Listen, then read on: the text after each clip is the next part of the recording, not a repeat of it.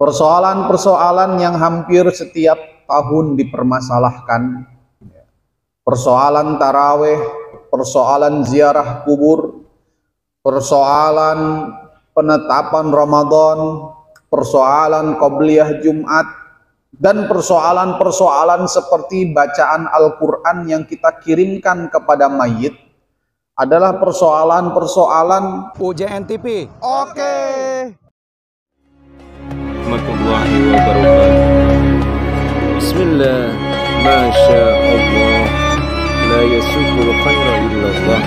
Bismillah, masya Allah, la yasrufus su'.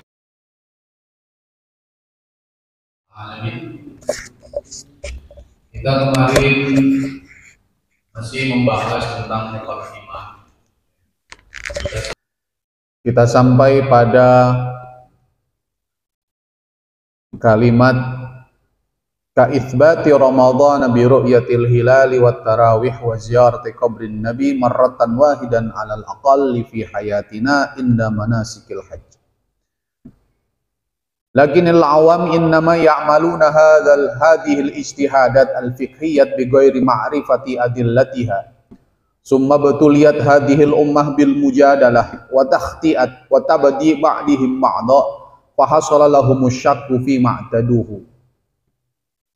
Persoalan-persoalan yang hampir setiap tahun dipermasalahkan, persoalan taraweh, persoalan ziarah kubur, persoalan penetapan Ramadan, persoalan qobliyah Jumat, dan persoalan-persoalan seperti bacaan Al-Quran yang kita kirimkan kepada mayit adalah persoalan-persoalan yang seringkali, kata beliau, orang-orang awam itu ya'maluna hadhil ijtihadat.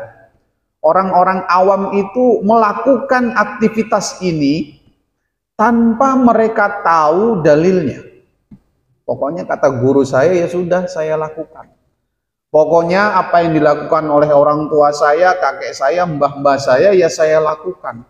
Toh selama ini juga baik-baik saja. Mereka tidak punya dalilnya, tidak tahu dalilnya.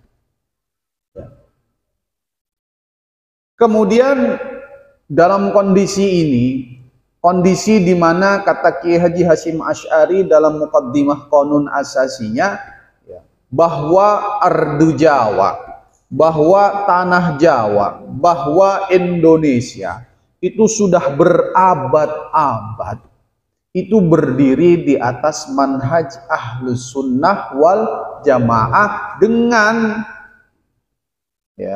berpondasi pada madhab yang empat.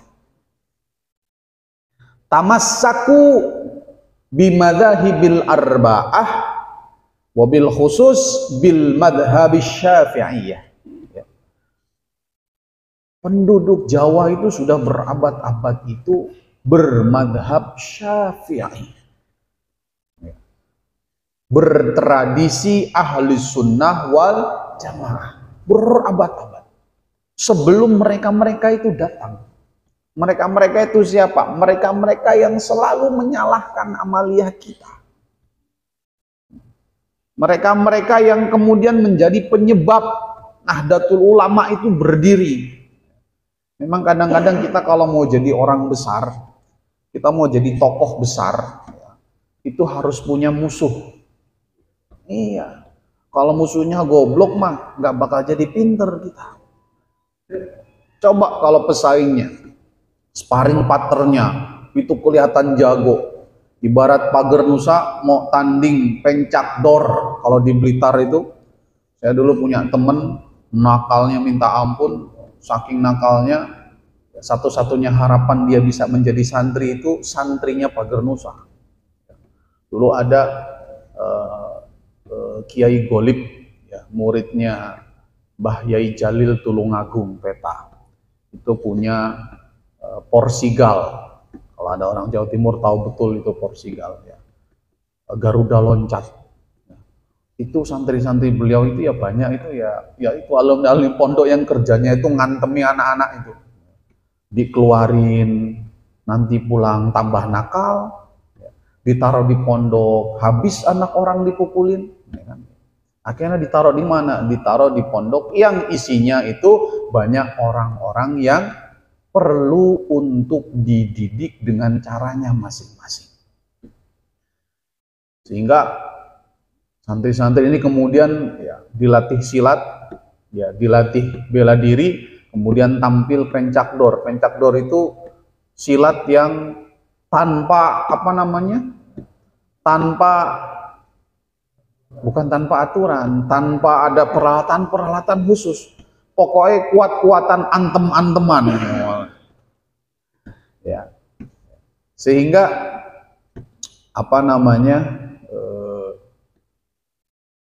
kadang-kadang kita melihat ada orang yang tanpa persiapan modal nekat habis diantemin sama orang-orang yang punya keahlian. Pak Rahmat sendiri belum tentu berani naik ke atas pencak dor itu, di atas ring bambu. Yang biasanya kiri kanannya ada petugas khusus untuk nyuwuk pakai air. Zaman-zaman saya dulu ada beberapa teman saya yang dulu jago di atas ring bambu itu ya. Nah, umat Islam ya, ketika NU sebelum berdiri itu sudah menjalankan amaliyah yang biasa kita lakukan. Bahkan ketika saya ke Flores, ketika saya ke Pulau Sumba, ya, ini suara saya agak serak-serak. Kemarin ngisi pengajian, alhamdulillah, ya, ngisi pengajian berapa kali. Itu kebetulan jamaahnya itu tidak pakai speaker. Pernah dengar? Aspek anti speaker. Ya, ada beberapa kiai dari keluarga Pangeran Asogiri, pondok pesantren yang ada di Tanah Baru Bogor itu ngisi, berapa kali ngisi, yaitu tanpa speaker. Ini kalau ngisi 1 jam 2 jam lumayan berasa. Kalau di sini kan ngomong pelan kedengeran. Iya, kalau kiai-kiai dulu ngajinya pelan, nggak pakai speaker. Mbak Isan Jampes, Mbak Maksum, ya Abu Yadim Yati, segala macam itu kalau ngaji nggak pakai speaker. Kiai Muslih Meranggen, ya. Saya kemarin ketemu dengan Kiai Nasuha Rois MWC Cimanggis, ya. Walaupun tinggalnya nggak di Cimanggis. Ya. Itu beliau cerita pernah ngalamin ngaji dengan Mbah Muslih Meranggen tahun 70-an. Saya tanya sama beliau, Mbah Muslih kalau ngaji pakai speaker napa ya? Enggak pakai speaker. Iya, zaman segitu speaker sudah mahal harganya. Saya tanya, santri-santri yang di luar ngaji yang ribuan itu kedengeran? Ya kedengeran. Ya itu kiai-kiai zaman dulu. Kalau kiai sekarang legrek, guys.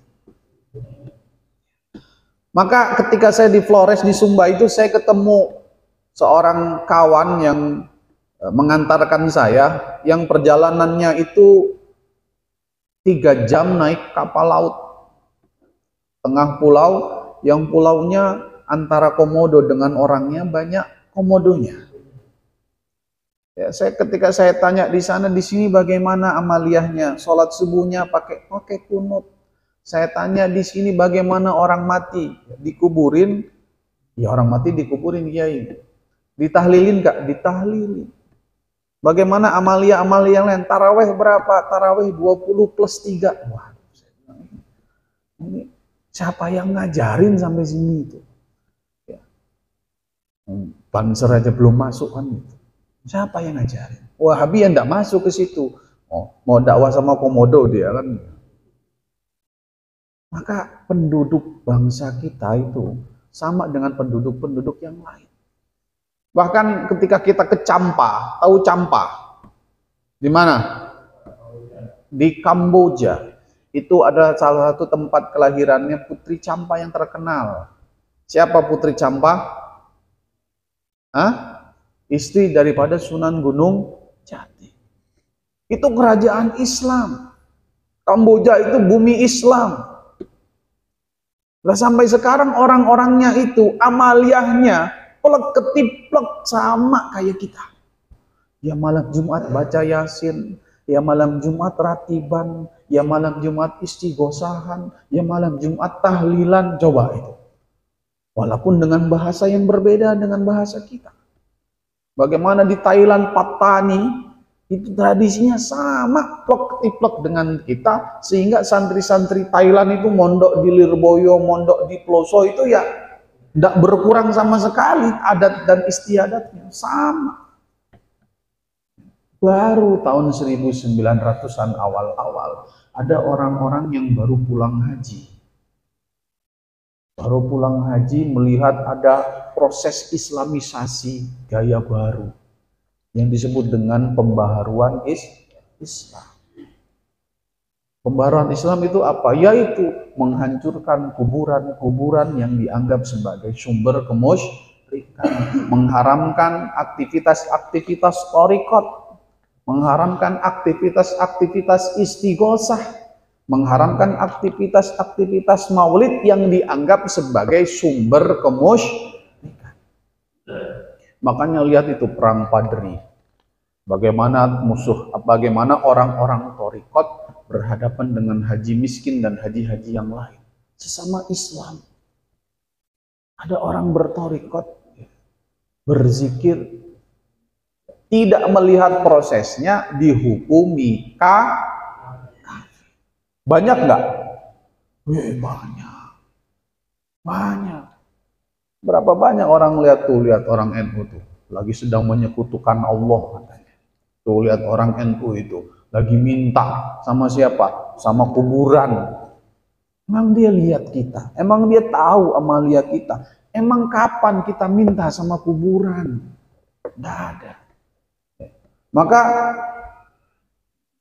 kata pengarang kitab ini, "Tsumma betuliyat hadhil ummah."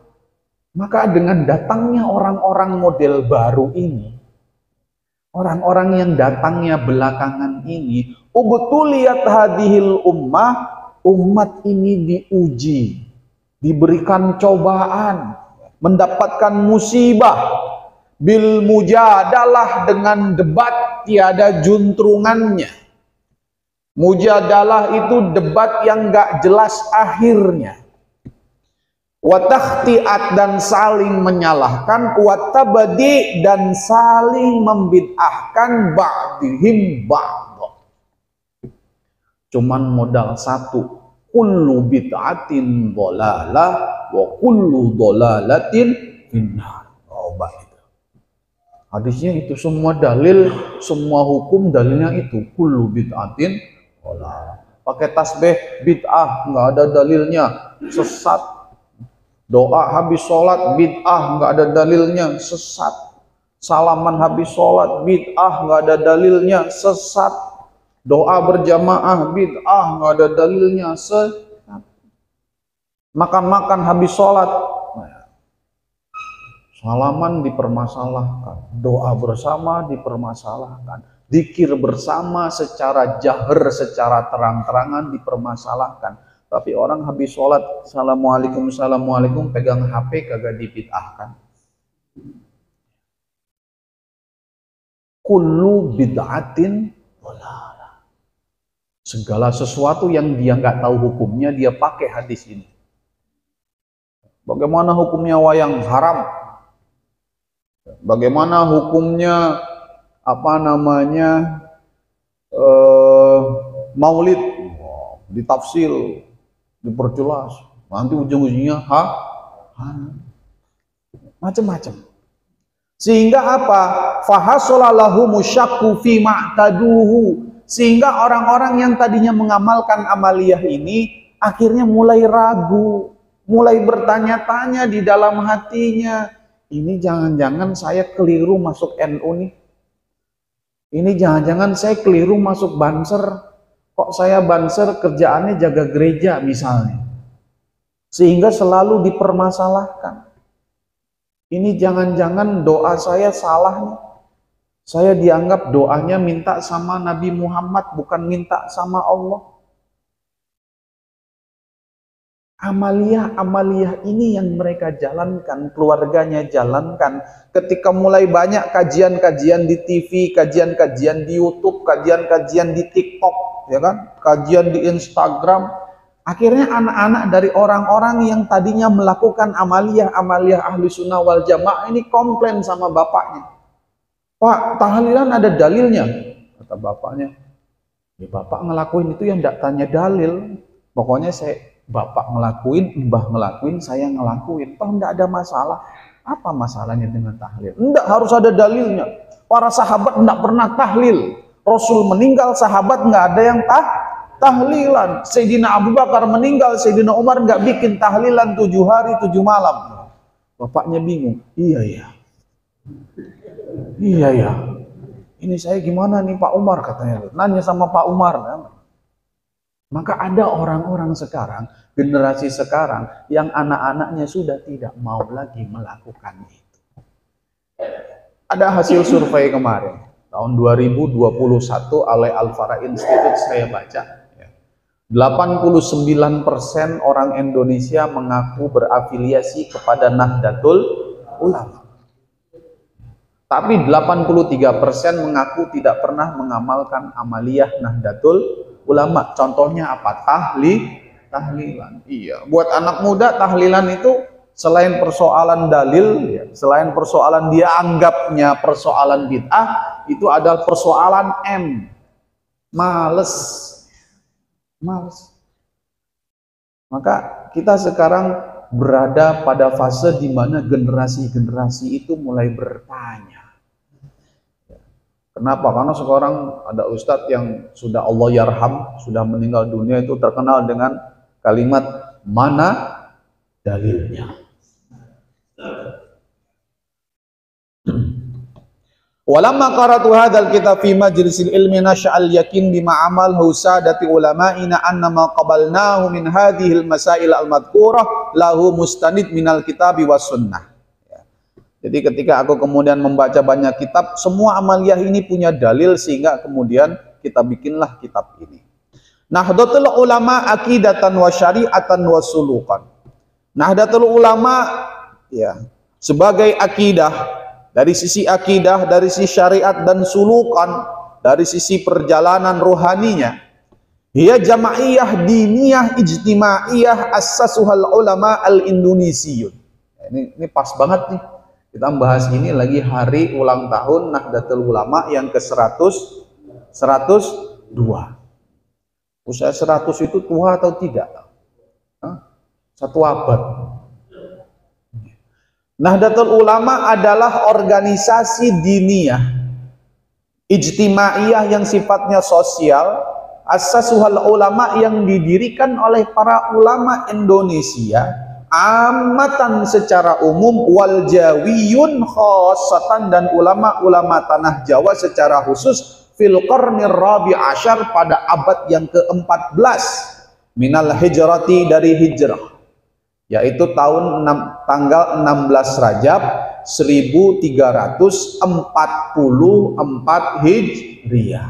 Ya, kita sekarang sudah masuk bulan Sya'ban ya. Kelewat sedikit nggak apa-apa lah. Al-Muwafaqah li 31 Yanair, ya, yang bertepatan dengan tanggal 31 Januari 1926. Sekarang 2025. Kalau pakai hitungan Masehi baru 101 ini. Bener nggak? Ya, 2025 kan? Hah? Hitungan Masehi berapa? 99. Maka playernya Pak Omar 99 ya, pakai hitungan Masehi, sementara kiai-kiai pakai hitungan Hijriyah. Ba'da intisyaril firqah al-Wahabiyah fi jaziratil Arab. Nah, inilah. NU berdiri tanggal 31 Januari 1926 setelah tersebarnya firqah Wahabi di Jazirah Arab. Revolusi Saudi itu melahirkan keluarga besar Ali Saudi. Keluarga Ali Saud ini ya, tadinya adalah kabilah. Kabilah itu adalah apa? Klan. Apa? Klan itu fam. Apa? Fam itu apa? Marga. Keluarga besar di kampung, di dusun tengah padang pasir. Orang bilang Arab Baduy.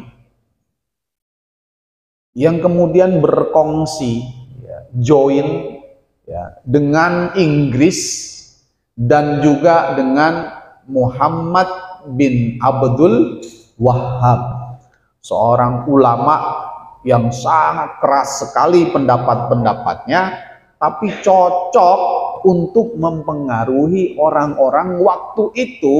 Mekah dan Madinah dipegang oleh seorang tokoh yang dipilih oleh Kesultanan Kerajaan Turki Utsmani yang dikenal dengan namanya Syarif Hussein. Jadi dulu yang pegang keturunan Rasulullah, ya, punya pasukan, tapi ini berkongsi dengan 3 kelompok, kalah.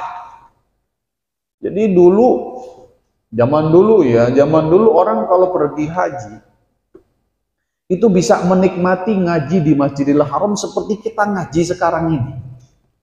Ngajinya kitab Fathul Mu'in, ngajinya kitab tafsir Jalalain, ngajinya kitab Syekh Nawawi Banten, ngajinya kitab Syekh Mahfud Termas. Ngajinya seperti itu, persis seperti kita ngaji di pondok-pondok pesantren. Setiap tiang-tiang itu punya guru masing-masing. Kalau pengen ngaji dengan Syekh Mahfud di Babul Marwah, kalau mau ngaji dengan syekh-syekh yang lain, ada tiangnya masing-masing, tinggal dicari. Mirip seperti Mekah yang sekarang, kadang-kadang habis sholat ada syekh di beberapa titik, kalau pernah umroh ya, itu buka pengajian yang dengerin 30 orang, 20 orang. Kerjanya apa? Nyala-nyalain orang. Amaliyah-amaliyahnya. Dulu itu seperti itu ngajinya. Maulid ya ada, berjanji ya ada, diba ya ada, burdah ya ada. Dulu seperti itu. Maka ketika terjadi revolusi besar-besaran, orang-orang yang begitu itu diperangi. Orang-orang yang begitu itu dimusuhi. Orang-orang yang begitu itu dibunuh. Tidak hanya yang hidup, yang mati pun kena. Bagaimana yang mati kena? Dihancurkanlah kuburan-kuburan yang dianggap sebagai sumber kemusyrikan. Diratain kuburan. Kalau pernah lihat foto bakek zaman dulu, foto makla zaman dulu, itu modelnya ada kubahnya semuanya. Itu modelnya ada rumahnya semuanya. Itu modelnya ada batu nisannya semuanya. Orang bisa tahu ini makam siapa, ini makam siapa, ini makam siapa. Cuman memang kubahnya yang paling besar ya kubahnya Rasulullah. Maka kubahnya Rasulullah ini juga jadi tujuan utama untuk dihancurkan, diratakan agar orang tidak melakukan kemusyrikan di makam baginda Rasulullah sallallahu alaihi wasallam. Alladzina yarmunal muslimina bisyirki. Orang-orang Wahabi yang waktu itu menuduh orang-orang muslim seluruh dunia itu penuh dengan kemusyrikan. Ada sekelompok orang, ratusan, itu ngata-ngatain mayoritas Islam di dunia itu sebagai pelaku kemusyrikan. Wa yudalliluna al-ummah al-mutamassikina bil madahibil arba'ah, dan menyesatkan umat yang memegang teguh madhab yang empat. Mereka nggak pakai madhab yang 4, mereka pakai madhab sendiri, madhabku. Bikin pendapat sendiri. Contoh pendapat sendiri ini ya, terkait dengan Isra wal Mi'raj misalnya.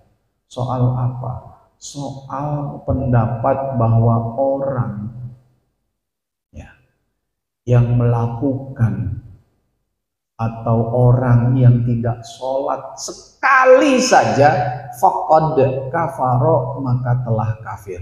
Ayo, Banser, Kangkang Banser, pernah tidak sholat enggak? Oh ini berarti kafirnya berkali-kali ini. Mau gimana ini?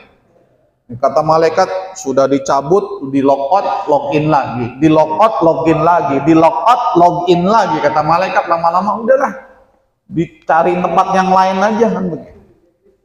Di blacklist. Ya. Utsaimin dan bin Bas itu mengatakan bahwa orang kalau meninggalkan sholat secara sengaja faqad kafara walau marrah wahidah, walaupun hanya satu kali. Maka ada dialog antara Imam Syafi'i dengan Imam Ahmad bin Hanbal dalam kitab Tadhkiratul Auliya karangan Imam Fariduddin Attar. Itu ada dialog ketika Imam Ibnu Hanbal mengatakan kepada Imam Syafi'i, orang yang nggak sholat itu telah kafir. Kata Imam Syafi'i, loh kok bisa kafir? Kenapa kafir? Karena hadisnya man tarakas shalah amdan faqad kafara. Barang siapa yang meninggalkan sholat secara sengaja, maka dia telah kafir. Kata Imam Syafi'i ini, orang pintar nih, orang pintar nih. Kata Imam Syafi'i, loh berarti kalau ada orang nggak sholat sekali, dia kafir. Oh iya, kafir, sesuai dengan hadis ini. Nah terus, ada orang nggak sholat sekali, dia kafir. Terus kalau dia sholat lagi, bagaimana hukumnya? Maka dia telah masuk Islam lagi.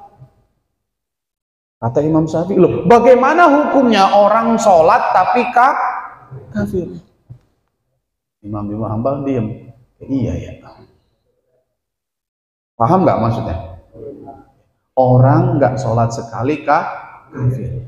Maka ketika dia sholat lagi, dia masuk Islam secara otomatis. Kata Imam Syafi'i, lah bagaimana hukumnya orang kafir kok sholat? Maka sholat, tidak sholat sekali, tak belain ini anak Banjar ya, gak sholat sekali, kasalan karena males, itu derajatnya bukan derajat kafir, tapi derajatnya wong munafik. Nah, atau derajatnya orang-orang yang fasik. Ya tetap masuk neraka juga Kang, masuk neraka juga, tapi nggak selama-lamanya gitu. Ya. Mampir dulu. Innal munafiqina fit darkil asfali minan nar. Kenapa? Afdhalus sholati alal munafiqina al isya'u was subuh. Sholat yang paling berat buat orang-orang munafik adalah sholat isya dan sholat subuh. Kita introspeksi diri kita masing-masing. Maka NU berdiri itu ketika ada wacana mau menghancurkan makam Rasulullah Shallallahu Alaihi Wasallam karena dianggap sebagai sumber kemusyrikan. Coba, Bapak kalau pernah umroh, ziarah ke makam Rasul, lewat, Bapak berhenti sebentar, kemudian baca, Mawla yusalli wa sallim da'iman abada ala habibika khair khalqi kullihim huwal habibul ladzi turja syafa'at. Haji, haram haji haram. Coba, betul Bapak begini aja, haji, doa madhab kiblat. Ya kan? Kalau kita ke makam Rasul, ya, ini makam Rasul umpamanya, ini kiblat di sini. Ketika kita berdoa ke sini, kita dianggap apa? Membelakangi kiblat. Padahal dalam ahli sunnah wal jamaah, ketika ada makam Rasul, maka lebih utama doa menghadap makamnya Rasul, karena itu bagian dari adab. Ya. Dan orang-orang itu teriak-teriak di depan makam Rasul, mengatakan syirik, mengatakan haram, mengatakan syirik, mengatakan haram. Kalau Bapak membantah itu siap-siap digeret Pak, digeret masukin ke sel. Karena apa? Dianggap sebagai provokator. Makanya kita diem aja dah, digeser-geser, diusir ya kita diem aja. Kadang-kadang kita berhenti sebentar, ya mojok, baca sholawat yang agak banyak, mengucapkan salam kepada Rasulullah, mengucapkan salam kepada Sayyidina Abu Bakar, mengucapkan salam kepada Sayyidina Umar, mengucapkan salam dari keluarga-keluarga kita kepada Rasulullah. Itu baru satu kita sampaikan udah dicengking. haji, haram haji. Dengan berteriak di depan makamnya Rasulullah. Padahal kalau dalam mazhab kita, Imam Malik itu pernah marah sama seorang khalifah namanya Abu Ja'far Al-Mansur, khalifah pertama Daulah Abbasiyah, raja yang luar biasa, ya. Khalifah yang luar biasa apa? Luar biasa bengisnya. Maka julukannya adalah As-Saffah. As-Saffah itu mudah menumpahkan darah. Ada musuh dibunuh, ada musuh dibunuh, muslim atau bukan muslim. Karena ketika beliau jadi raja, memimpin Daulah Abbasiyah. Daulah Abbasiyah ini adalah keturunan dari Sayyidina Ibnu Abbas, ya, dari Abbas bin Abdul Muttalib, disebutkan dengan Abbasiyah. Generasi sebelumnya namanya Muawiyah, disebut dengan Daulah Umayyah. Ya. Daulah Abbasiyah ini hampir 750 tahun memimpin dunia. Pendirinya adalah Abu Ja'far Al-Mansur. Ketika beliau menjadi khalifah, apa yang beliau lakukan pertama kali? Menghabisi semua keturunan raja-raja khalifah Bani Umayyah. Muslim atau tidak itu? Muslim. Bahkan keturunan-keturunan yang terakhir itu dalam kitab Tarikhul Khulafa'nya Imam As-Suyuti. Itu beliau menulis bagaimana ketika terjadi pengalihan kekuasaan, Umayyah sudah lemah, sudah tidak berkutik, pasukannya sudah bubar, Abbasiyah masuk menjadi penguasa. Bahasanya, ayo kita rekonsiliasi. Kalau orang politik tuh, ayo kita rekonsiliasi, ayo kita berdamai. Sini yuk mampir ke tempat saya, kita ngopi-ngopi, makan-makan, nyate-nyate. Kira-kira dalam posisi kita tertindas, posisi yang lemah, seneng dong. Ada sparring partner kita udah baik sama kita, ngundang kita makan. Berangkatlah rombongan keluarga besar Bani Umayyah. Datang ke tempat ibu kotanya, waktu itu sudah di Irak. Dari ibu kota Damaskus itu ya pindah ke Basrah. Dari Syria pindah ke Irak. Datang ke sana. Apa yang terjadi? Dijamu dengan makanan yang sangat enak. Kalau tidak salah ada 90-an kelompok, ada 90-an keluarga yang datang ke sana mewakili Daulah Bani Umayyah. Makan yang enak, tapi yang namanya raja ini tetap nggak terima. Kenapa? Karena keturunannya akan berbahaya buat keberlangsungan kerajaan saya. Mirip Pak, ceritanya Ken Arok, Ken Dedes, Tunggul Ametung, segala macem lah itu. Segala keris, setan kober lah, segala macem.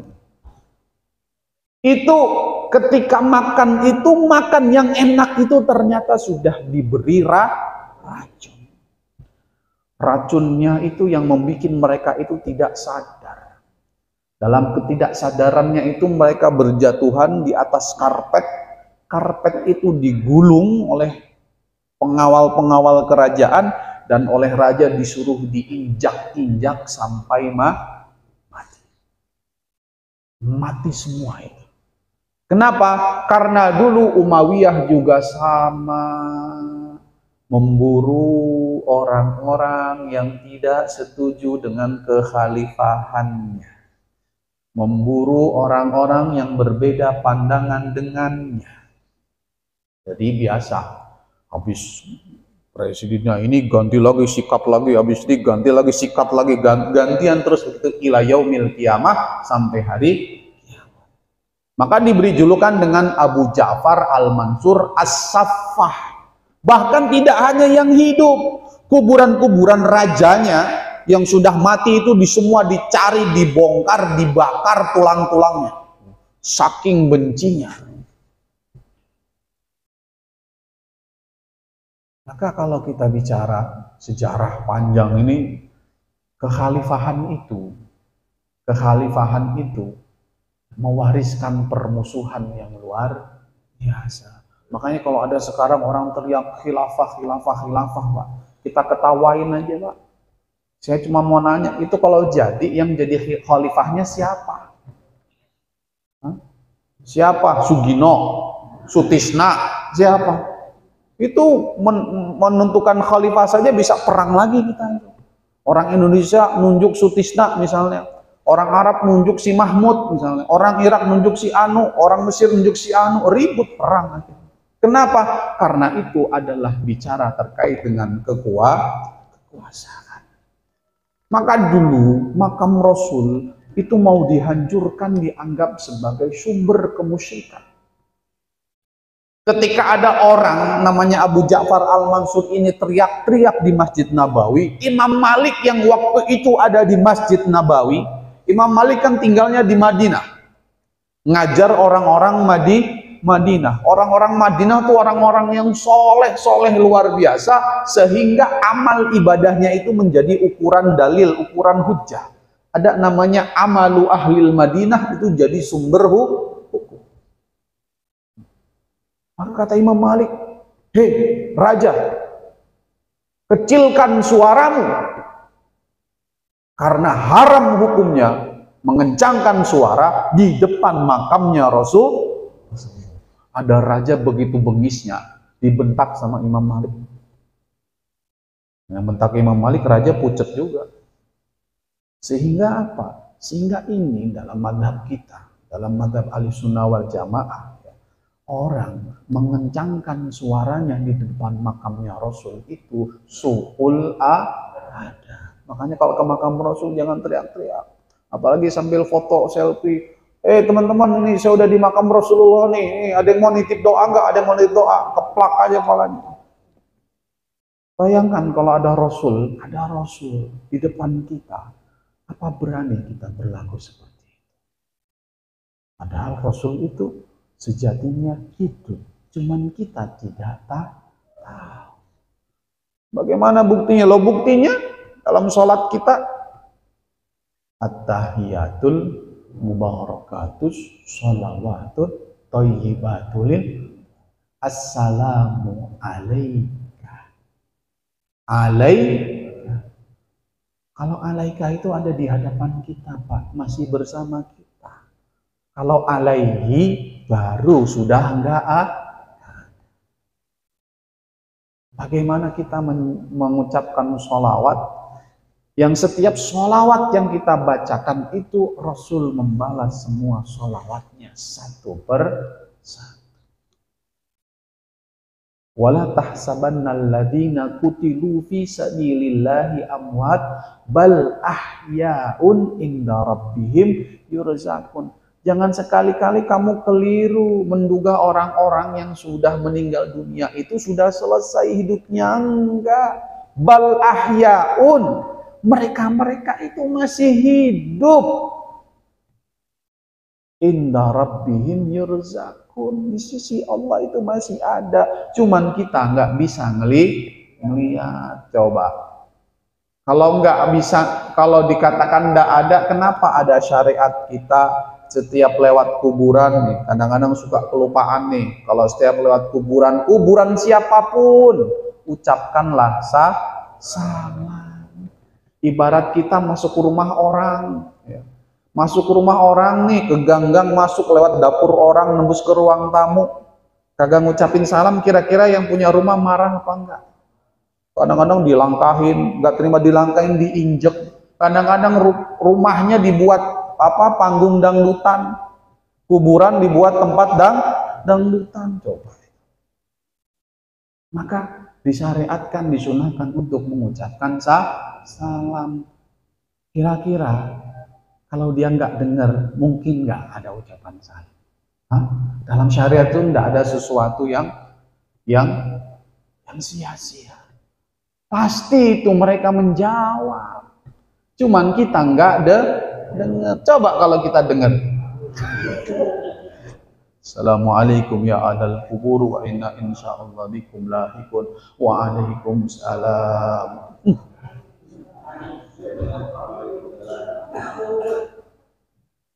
Dalam banyak riwayat Rasul itu berdialog dengan para ahli kubur. Kita sering mendengar para kiai-kiai kita itu diberikan kemampuan untuk berbicara dengan ahli kubur. Ada banyak sekali kesaksian-kesaksian seperti itu. Ada wasiat-wasiat dan lain sebagainya.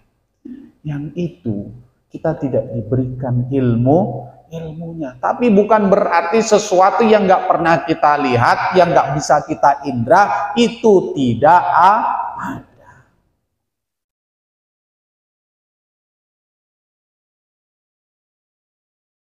Wa yahdumuna quburas sahabati wal masyahid fil baqi' wal ma'la wa ghair dzalik. Lihat. Dan mereka menghancurkan kuburan-kuburan sahabat. Sekarang kita coba mau cari kuburan sahabat, susahnya setengah mati. Sudah ketemu, susahnya ziarah juga setengah mati. Pokoknya ada sedikit kuburan dihancurkan, ada sedikit kuburan diratakan. Ada bekas rumah Siti Fatimah dihancurkan, ada bekas rumah Siti Aisyah dihancurkan, ada bekas tempat kelahiran Rasul dihancurkan. Pokoknya nggak boleh ada satupun tanda-tanda kejayaan Islam, takut dibuat tempat kemusyrikan. Balik. Sebegitu takutnya dia orang melakukan kemusyrikan. Sehingga mereka berpikir bahwa satu-satunya cara untuk menghapus kemusyrikan itu adalah dengan menghancurkan makamnya Rasul. Bayangin Pak, kalau kejadian itu Pak, kita ziarah makam Rasul yang mana? Itu kayaknya yang itu. Yang mana? Itu di sebelah tiang. Coba. Dan sekarang begitu kita, kalau ke Baqi, mana makamnya anak-anaknya Rasulullah, mana makamnya sahabat-sahabat Rasulullah, itu yang mana? Ya itu pokoknya. Sama ke Ma'la juga gitu, mana makam Siti Khadijah, itu makamnya. Yang mana? Itu yang satu kotak, yang sebelah mana? Pokoknya ada di situ. Mana rumahnya ini, mana rumahnya itu, mana tempat ini, mana tempat itu. Semuanya berusaha untuk dihapuskan. Kalau tidak bisa dihapus, ditutup. Termasuk apa? Termasuk di sini wal masyahid fil baqi' wal ma'la. Termasuk tempat-tempat yang ada di Baqi' dan ma'la. Rata. Inilah pemahaman-pemahaman yang akhirnya punya konsekuensi hukum yang sangat serius, sehingga berpendapat bahwa makam Rasulullah harus dihancurkan. Begitu mendengar itu, Kiai Wahab langsung, wah, ini udah nggak beres ini orang Arab udah pada nggak beres otaknya ini, sehingga bikinlah yang namanya Komite Hijaz. Dikirimlah utusan di sana, karena di sana kita masih punya kiai-kiai yang tinggal di Mekah Al-Mukarramah, sehingga suratnya itu disampaikan kepada raja, dan raja menerima utusannya. Salah satunya adalah Kiai Abdul Wahab Hasbullah yang mewanti-wanti agar apa? Agar makam Rasulullah tidak diganggu. Bahkan saya dapat cerita, habis dapat surat itu, raja itu mimpi ketemu Rasulullah. Ayo coba kalau mau dibongkar. Sehingga sampai sekarang makam itu masih ada. Termasuk barokahnya para kiai-kiai Nahdlatul Ulama. Makanya wajar NU itu disayang betul sama Rasulullah Shallallahu Alaihi Wasallam. Coba bayangin, jauh-jauh kita datang ke sana cuma mau menegaskan jangan sekali-kali meratakan makam Rasul. Karena problemnya bukan makamnya yang salah, tapi bisa saja orangnya yang salah. Masa makamnya yang dihancurkan? Sementara ini adalah makamnya orang yang paling mulia di seluruh alam semesta. Akhirnya nggak jadi. Tapi ya banyak para ulama-ulama Wahabi yang mengatakan, saya tinggal di Madinah 20 tahun, saya tinggal di Madinah 30 tahun, tidak pernah sedikit pun saya punya keinginan berziarah ke makam Rasulullah Sallallahu Alaihi Wasallam. Coba, kata guru saya bilang, Ya, bukannya dia nggak punya keinginan untuk berziarah ke makam Rasul, tapi Rasul kagak mau ditemuin oleh orang model begitu. Sehingga ada pemahaman orang-orang yang nggak mau sholat, yang di masjid itu ada kuburan. Gara-gara memaknai hadis keliru. Ya kan? Nah, kalau nggak ada kuburannya, ngapain nanti sholat di Masjid Nabawi? Jelas-jelas itu ada makamnya. Jelas-jelas itu ada kuburannya. Bahkan di sekitar Masjid Nabawi yang sudah diperluas itu dulu juga banyak kuburan. Di tempat saya ada itu. Nggak boleh melarang anaknya sholat di masjid saya karena di masjid sebelahnya ada kuburannya. Memangnya kita sholat nyembah kuburan kan? Enggak. Termasuk orang-orang yang melarang ziarah kubur jauh-jauh, melarang perjalanan menuju tempat-tempat wali songo dan lain sebagainya, yang itu dianggap melakukan kemungkaran. Gara-gara apa? Gara-gara keliru baca hadis. Maka hadis Imam Bukhari itu nulis kitab Sahih Bukhari, Imam Muslim itu nulis kitab Sahih Muslim, itu bukan buat orang awam. Itu buat murid-muridnya yang pinter-pinter, yang alim-alim. Keliru kalau kemudian orang ngaji Sahih Bukhari langsung pakai terjemahan, keliru.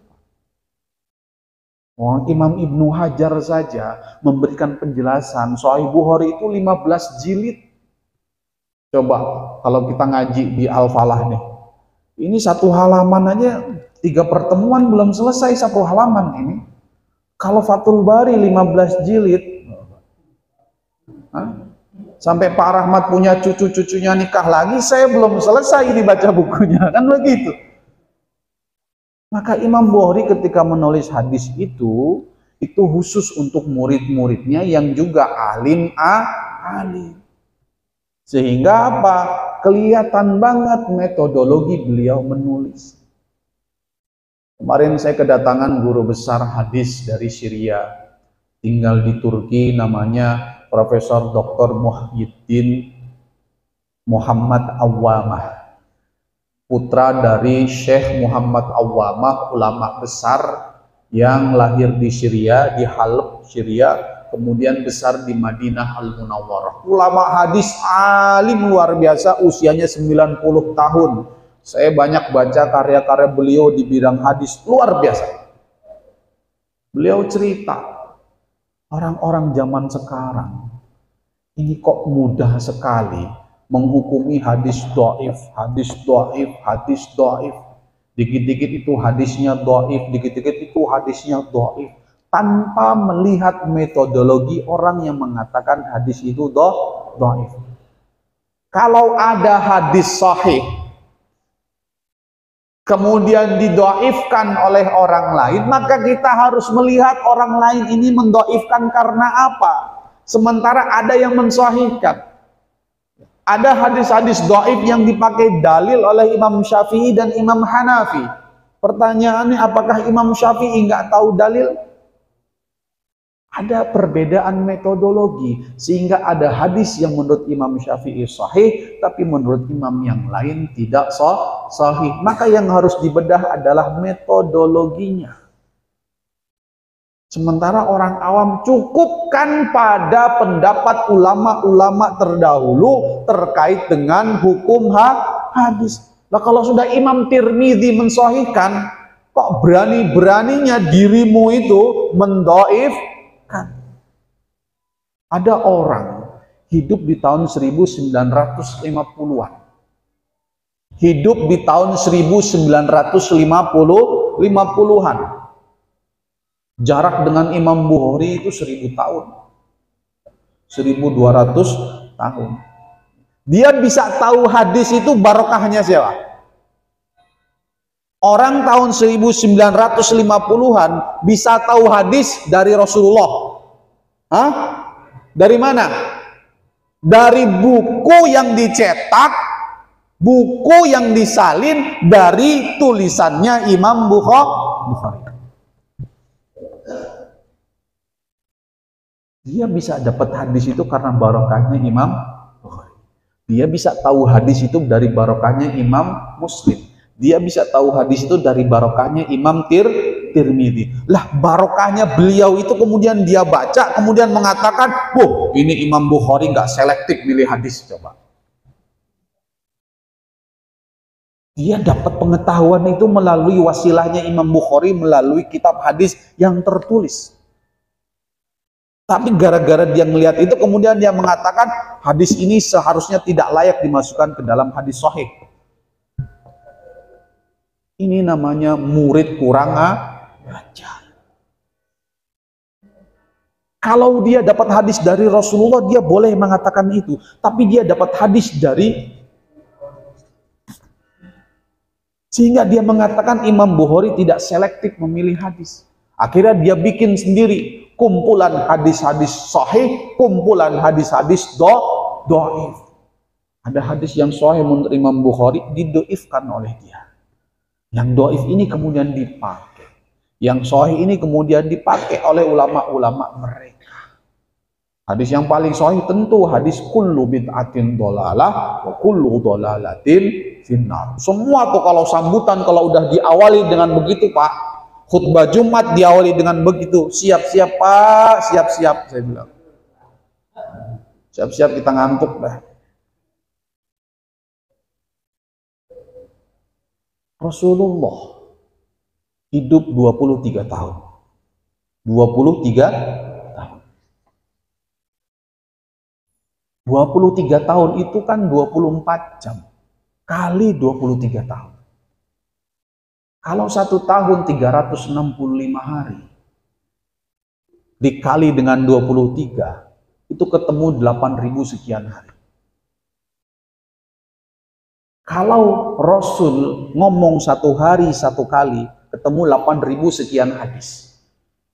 Tapi mungkin nggak Rasul ngomong 1 hari 1 hadis? Hah? Gak mungkin. Gak mungkin. Rasul itu nggak cuma omongan kok. Perbuatan, takrir, penetapan, ada sahabat, ya, setiap sholat bacanya surat Al-Ikhlas, setiap sholat bacanya surat Al-Ikhlas. Ditanya sama Rasul, ente kenapa baca surat Al-Ikhlas? Males. Kagak Rasul, saya cinta sama surat Al-Ikhlas, masuk surga ente. Nah, kalau ada yang baca surat Al-Ikhlas itu ngikut hadis yang ini, ya kan? Artinya apa? Takrir, menyetujui apa yang dilakukan oleh sahabat. Ketika ada sahabat, ya, ketika Rasul membaca Sami Allahu liman hamidah, Rabbana lakal hamd. Ada yang mendapatkan hamdan katsiran thayyiban mubarakan. Begitu selesai sholat, Rasul tanya, siapa tadi yang ngomong begitu? Begitu ada Rasul tanya, diam semua. Waduh, ada apa nih? Siapa tadi yang ngomong begitu pas lagi sholat? Diam. Siapa tadi yang ngomong begitu pas lagi sholat? Diam. Kata Rasul, gara-gara ada yang bilang itu malaikat turun. Malaikat turun itu artinya apa? Turunnya rahmat Allah Subhanahu wa ta'ala. Saya Rasul. Artinya ada perbuatan yang dilakukan oleh sahabat dan Rasul mengakui itu. Itu jadi hadis bukan? Jadi hadis.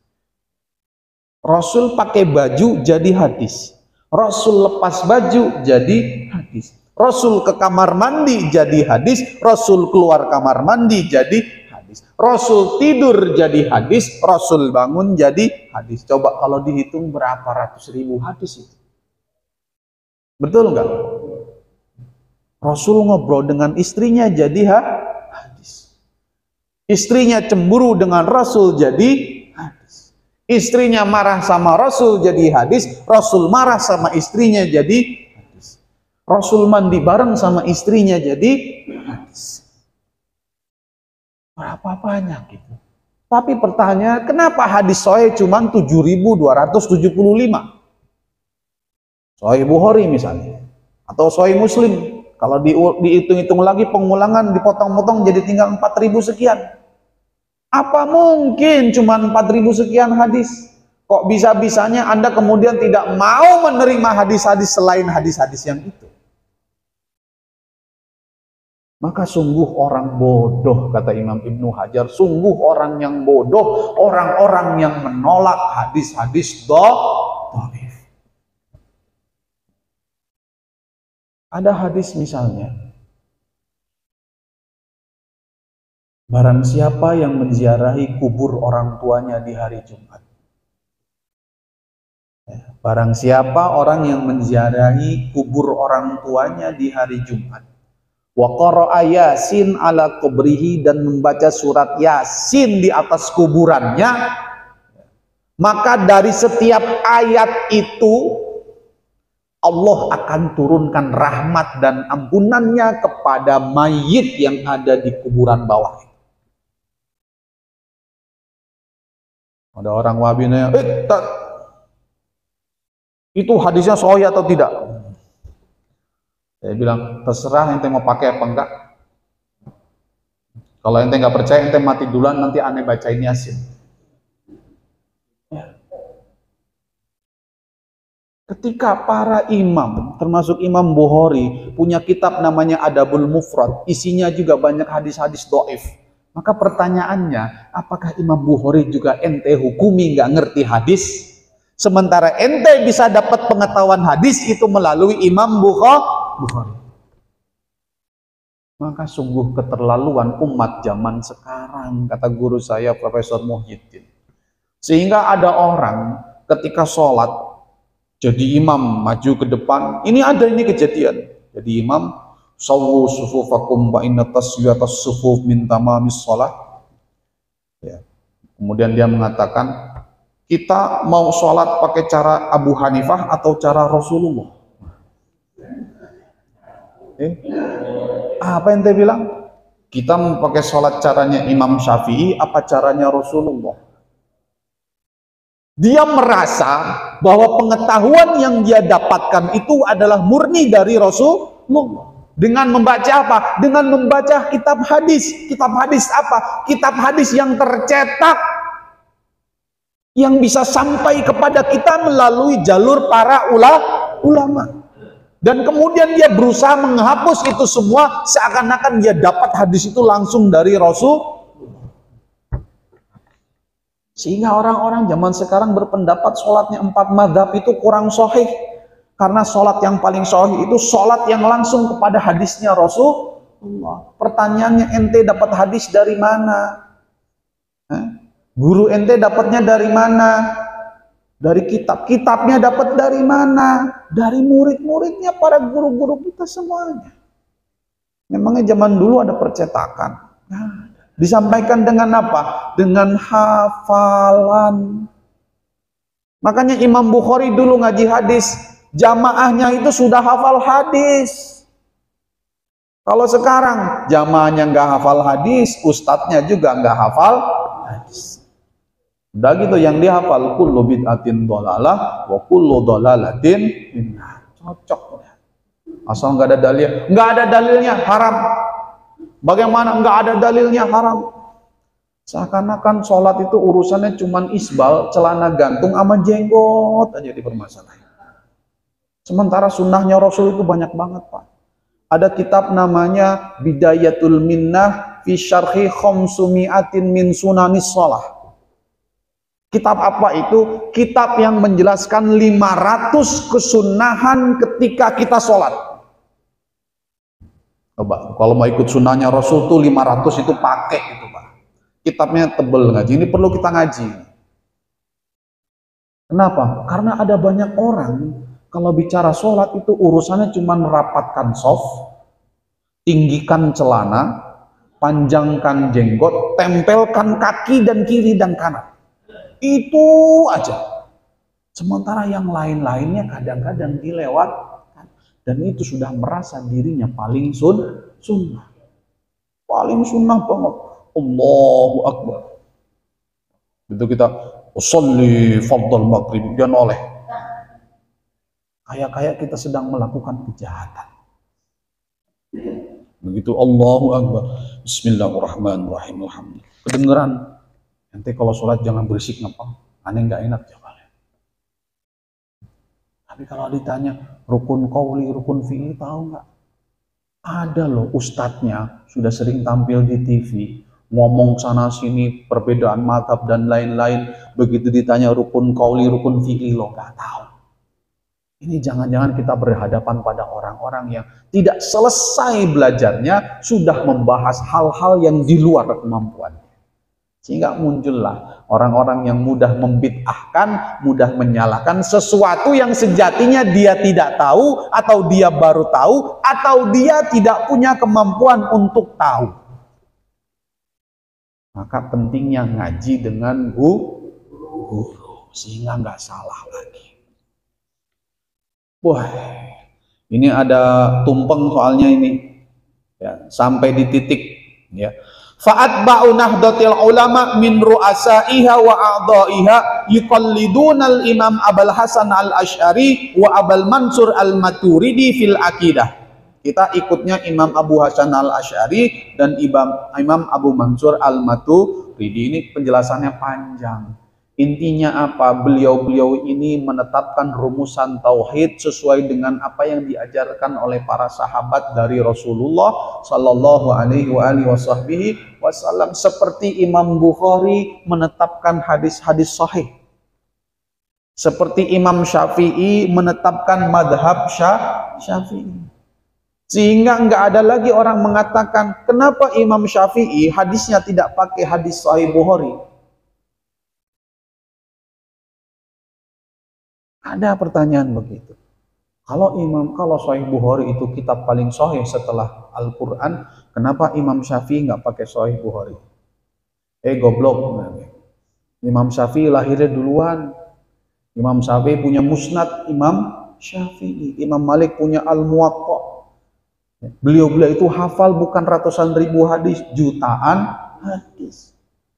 Imam Syafi'i nggak perlu pakai buku, kita ini yang bodoh-bodoh perlu pakai buku. Sehingga ada orang berpendapat kita ente ini tauhidnya ikut Rasulullah apa ikut Imam Abu Hasan al-Asy'ari? Kalau ditanya orang awam nggak bisa jawab, ya saya mau ikut Rasulullah. Nah, kalau ikut Rasulullah ikut saya. Tinggal dibalik loh, saya ikut Abu Hasan apa ikut ente? Kalau Abu Hasan al-Asy'ari ketahuan sanadnya jelas, ente sanadnya kemana? Sehingga dia selalu mengatakan apa yang disampaikan oleh mayoritas itu salah, yang benar adalah menurut gurunya. Sehingga dia memaksakan dengan madhab yang baru, madhab gurunya sendiri. Mencukupkan pada satu pendapat gurunya sendiri. Sementara dia melewatkan para imam-imam madhab yang jauh lebih alim, yang terjaga keilmuannya, yang disampaikan berjilid-jilid penjelasan keilmuannya, yang disampaikan berjilid-jilid metodologi hukumnya. Ya kan? Sampai sekarang kan kita tidak selesai baca usul fiqh. Sampai sekarang kita tidak selesai baca kaidah fiqh. Itu apa? Metodologi para imam merumuskan hukum. Bagaimana mengistinbat, mengambil hukum dari hadis. Bagaimana satu hadis bisa melahirkan 100 permasalahan. Bukan cuma satu hadis dibuat menjawab semua masalah. Kullu bid'atin dolalah wa kullu dolalatin finnar. Maka kita cukupkan pada pertemuan kali ini. Yang ingin saya sampaikan adalah bahwa Nahdlatul Ulama itu punya peran yang luar biasa menjaga keberlangsungan ahli sunnah wal jamaah di bumi Nusantara. Dan insya Allah NU akan terus menjaga ini ila yaumil qiyamah. Wallahul muwaffiq ila aqwamit thariq. Wassalamualaikum warahmatullahi wabarakatuh.